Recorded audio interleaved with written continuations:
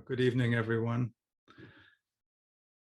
Just looking around at the faces from Colorado and Brooklyn and Saratoga Springs and other places far afield. Lovely to see you all. It's cold and rainy this evening here in New Jersey and in New York, I'm sure, which is a change. It was very beautiful and actually warm for the last few days, and we've just had this cold front come through, and it's brought rain with it. We went out for our walk with our slickers on and came back drenched and hung everything up and dried off, and just to have a chance to get outside on a rainy spring day. So now that spring is upon us, people are getting vaccinated. There's a little less insanity in the news we hear about our government. I've been feeling a little bit better about the world. I think, we've been thinking cautiously about being able to travel again later this year. And I have the sense that life is returning to some semblance of normal, whatever that is. Of course, this is just an idea. Just a delusion, like any other idea. It's a pleasant delusion, but there's still poverty in the world. Police continue to kill young Black men, this time a 20-year-old man named Dante Wright. There are efforts all over the country to suppress voting. And of course, we all face our own struggles. Still, I'm grateful that I can enjoy a rainy spring afternoon. So my talk this evening was inspired by an email I got a week or so ago. It's a website that I signed up for that sends me inspirational quotes every day. So it worked. And the quote was, "The best way out is always through." It's from a poem by Robert Frost titled "A Servant to Servants." So I'll come back to the poem a little later, but what this quote inspired in me was actually that our practice really manifests in how we live our daily lives. When we have discomfort or difficulties, I think our tendency is to want to turn away from the difficulty, to escape from it. Frost reminds us that the only way to live our life is to face it directly. The best way out is always through. So we all come together several times each week to practice. We sit facing in profile and turn the light inward, calming our minds, developing insight, getting in touch with our true nature. And this is so important. This stability and the insight that we develop on the cushion becomes a part of us. It allows us, I think, to practice where it really matters, because the quality of our practice is determined by how we live our life. How do we treat the people around us? How do we treat ourselves? Are we able to put aside our ideas and plans and opinions and self-interest to pay attention to what's really going on in the situations we find ourselves in and in the world? Because the object of this practice is to bring us back to what is real. What is this life? How am I to live? How can I be at peace with the circumstances of my life? How can I be a part of the circle of caring for others? That's why a rainy spring day can be a vehicle for awakening. The joy of stepping out into the cold rain, feeling it on my skin, feeling the cold bite through my jacket. Actually, when I wrote this talk a few days ago, it was a beautiful spring day and I was stepping out into the sun and I was talking about the splash of color in the yellow daffodils and the purple hyacinths. But today I was feeling the bite of cold. In any case, whether it's a cold day or a beautiful day, there's no place for our bullshit just when we're outside walking around experiencing the world around us. Because the Dharma is revealed to us right here and now all the time, whether it's a beautiful day or whether it's a rainy day. Now, when we first start to practice, I think we're all looking for a way out of our unease, our suffering. And then as we practice for a while, we first notice the fruits of practice in a few moments of samadhi. And we think, ah, I've got it. I understand what this Zen practice is about. I've got it. And then we don't. There's no getting rid of sadness or frustration. We feel a few moments of samadhi, of being at peace, and then we don't. There's no getting rid of sickness, old age, and death. As Dogen says, flowers fall amid our longing, and weeds spring up amidst our aversion. So this experience of samadhi and its waning happen over and over again. Eventually we begin to realize that the peaceful feeling isn't something we can hang on to, but it is something we can come back to. We just can't cling to it. It doesn't last, and that's okay. Even after we've practiced for many years, our problems don't go away. Our day-to-day lives may still be as chaotic as they ever were. We have good days and bad days, sunny days and rainy days. I don't know about you, but I know that I don't always live up to the Bodhisattva ideal. For me, after many years of practice, I'm still surprised by how quick I am to anger, by the intensity of my impatience. That's why, just like a beautiful spring day, a flash of anger can also be a vehicle for awakening. That raw emotion that can be so real, so beyond our control. Because we are Zen students, even in anger, there is an awareness. And then our anger passes and we can look at ourselves and see what really matters. We can awaken once again. So I hope it's not too strange to you that both a beautiful spring day and a flash of anger that you're ashamed of are both Dharma gates. They both reveal our Buddha nature. There's nothing outside of the Buddha-Dharma. This is the Genja koan that Master Dogen wrote about, the koan of our everyday lives. Before I sought enlightenment, the mountains were mountains and the rivers were rivers.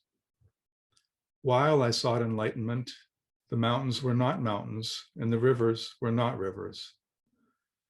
After I reached Satori, the mountains were mountains and the rivers were rivers once again. In the beginning, before we awaken the Bodhi mind, we're living in an ordinary world. We seek out pleasure and turn away from pain. Maybe the mountain means nothing to me because we don't even see it, because we're so caught up in our delusion. Maybe the mountain's a place where I'll go for vacation. It's a mountain only in reference to what it means to me, to my pleasure or to my pain. Once we discover practice, we discover that things are not as they seem. We get a taste of emptiness, of the absolute. Form is no other than emptiness, emptiness no other than form. Sensation, conception, discrimination, awareness are likewise like this. We realize everything is conditioned, nothing is fixed. Everything is impermanent and interdependent. We discover that we can drop body and mind, drop our attachments to our thoughts. I am the mountain and the mountain is me. It's no longer a mountain. We're no longer just a mountain. It's the whole cycle of life. It's the rain and the sun and tectonic plates and a bird taking flight. Though we can get caught trying to dwell in this place for a while. Eventually, we stop trying to hold on to a state of mind, and we realize that clinging to emptiness is just another form of clinging. We realize that there is no ground to stand on, that our lives are constantly flowing, that mountains are mountains entire unto themselves, rivers are rivers entire unto themselves, constantly, imperceptibly changing, interdependent and impermanent.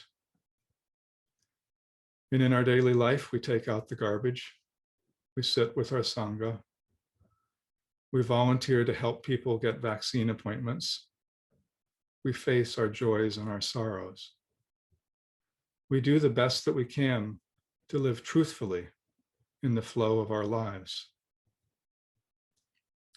There's a koan that illustrates this realization. It's the hermit of Lotus Flower Peak holds up his staff, which is case 25 in the Blue Cliff record.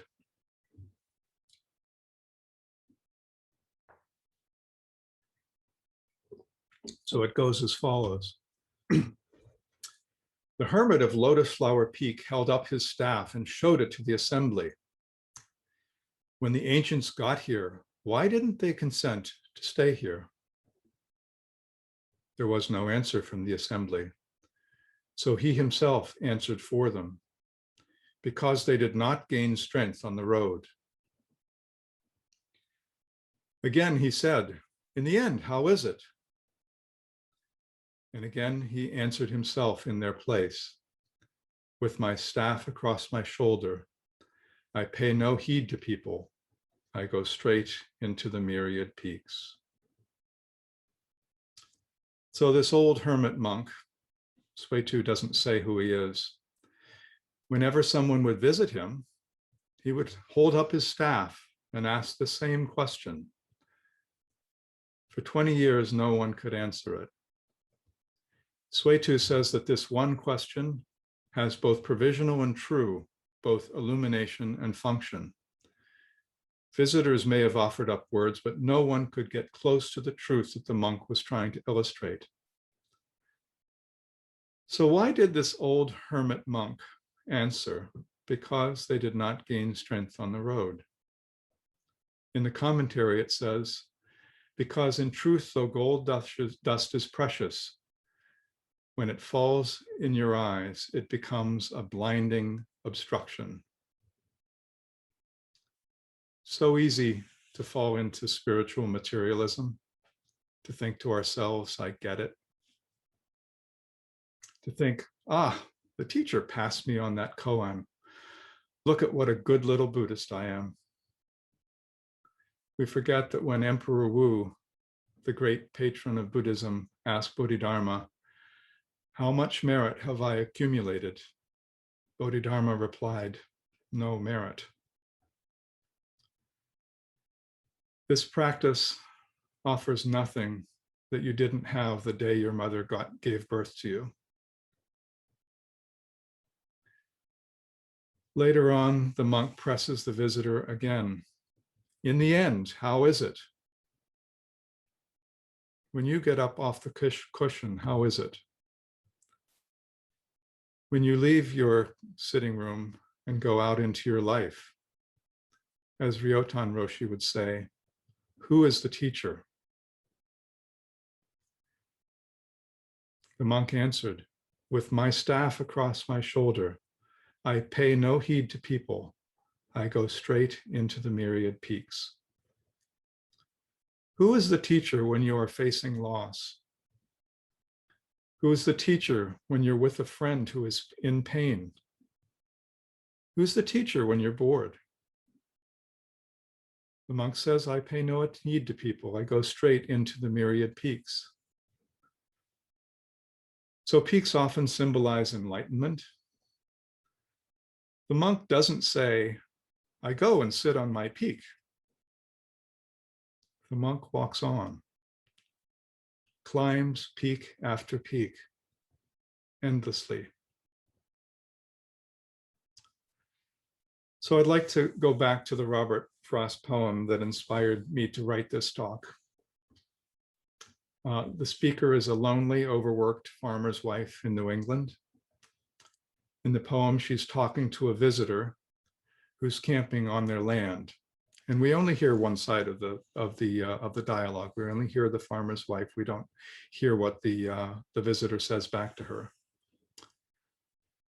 Later on in the poem, we actually learn that there's a history of mental illness in her family when she recollects an uncle that they kept caged in a bedroom in her home. She craves love and she craves rest.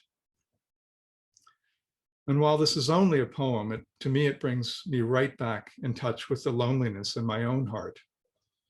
And the fact that this woman, were she real, is not separate from Buddha-Dharma, just as we are not.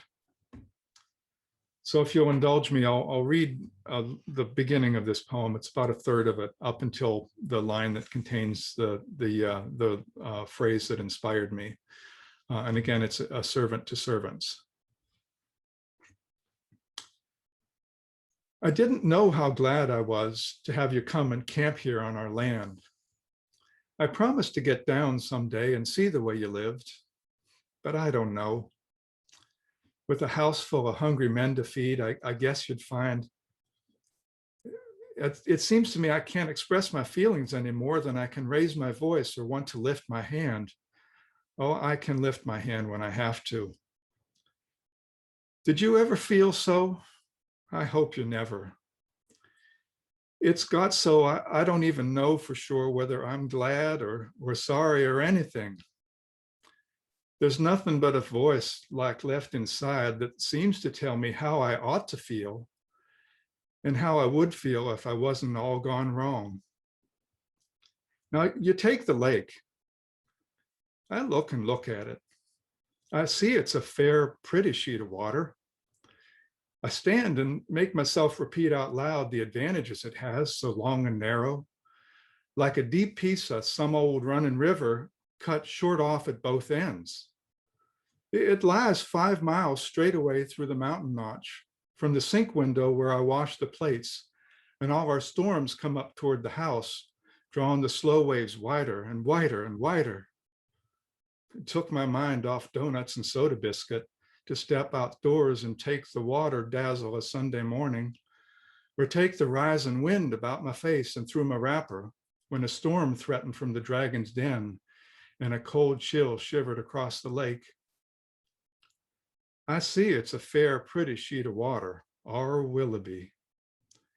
How did you hear of it? I expect, though, everybody's heard of it. In a book about ferns? Now listen to that. You let things more like feathers regulate your coming and going. And you like it here. Well, I can see how you might, but I don't know. It would be different if more people came, for then there would be business. As it is, the cottages Len built, sometimes we rent them, sometimes we don't. We have a good piece of shore that ought to be worth something and may yet, but I don't count on it as much as Len. He looks on the bright side of everything, including me. He thinks I'll be all right with doctoring, but it's not medicine. Lowe's the only doctor dared to say so. It's rest I want. There, I've said it out. From cooking meals for hungry hired men and washing dishes after them, from doing things over and over that just won't stay done. By good rights, I ought not to have so much put on me, but there seems no other way. Len says one steady pull more ought to do it. He says the best way out is always through, and I agree to that, or insofar as I can see no other way out but through, leastways for me, and then they'll be convinced.